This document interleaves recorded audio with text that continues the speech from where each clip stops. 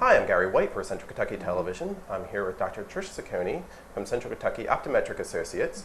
Central Kentucky Optometric Associates has offices in Lebanon as well as in Springfield. And this month we're going to talk about a viewer question that we had. Somebody had asked about spots in front of their eyes. Is that something that they need to be concerned about?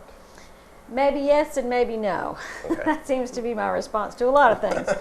But generally, most of the time when someone describes seeing a new spot or spots in front of their eyes, most of the time they're referring to floaters.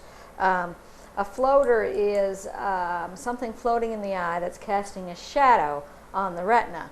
And it often might look like a little bug or a little spider web, and someone might say, I got this bug in my eye, or I got this spider web in my eye, and they go like this. And they say when I move my eyes, it moves around when my eye moves.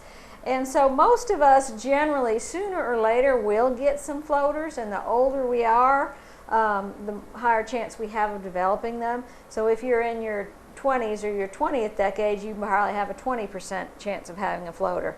If you're in your 50s or your 5th decade, you have a 50% chance of having a floater.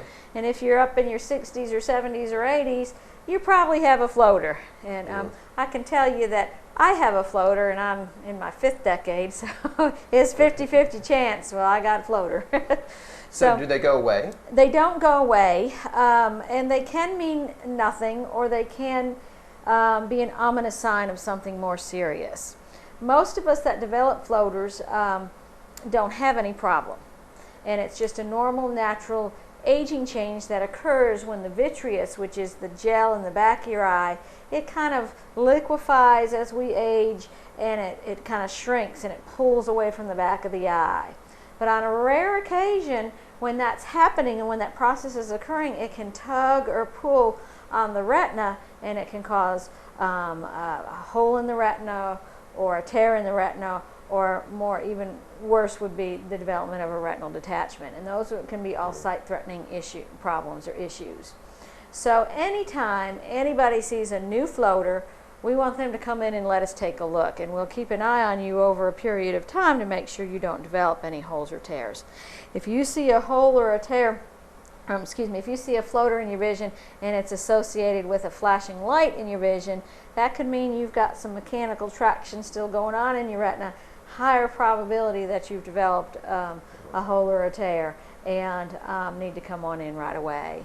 If you see a veil or a curtain or a shadow that comes down, or kind of, like a curtain comes down and blocks part of your vision, don't hesitate and let us know and get in right away to get that looked at too.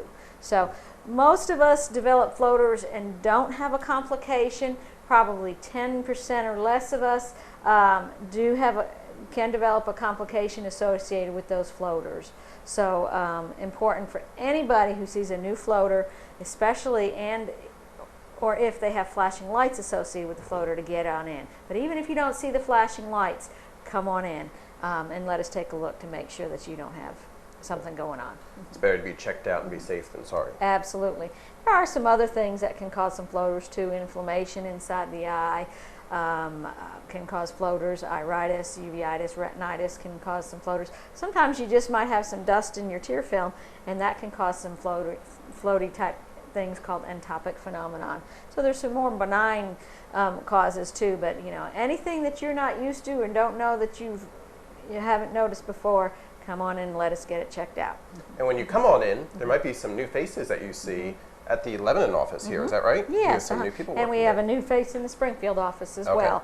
So want to introduce to you and say hello and a big welcome to Andrea Mudd and Ashley Mattingly at the Lebanon office, and Bethany Fallis over at the Springfield office.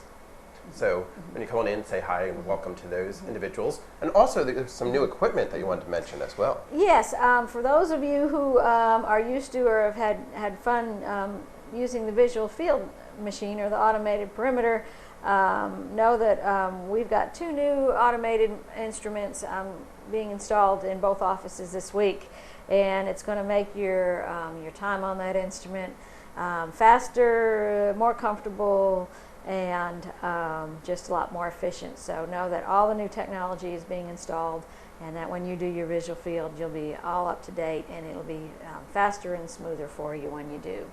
We've also have a new OCT, ocular coherence machine, going into the Lebanon office, so we won't have to share it between two offices anymore. So for those of you who are familiar with that instrument, know that it'll be available for emergencies at both offices on any day.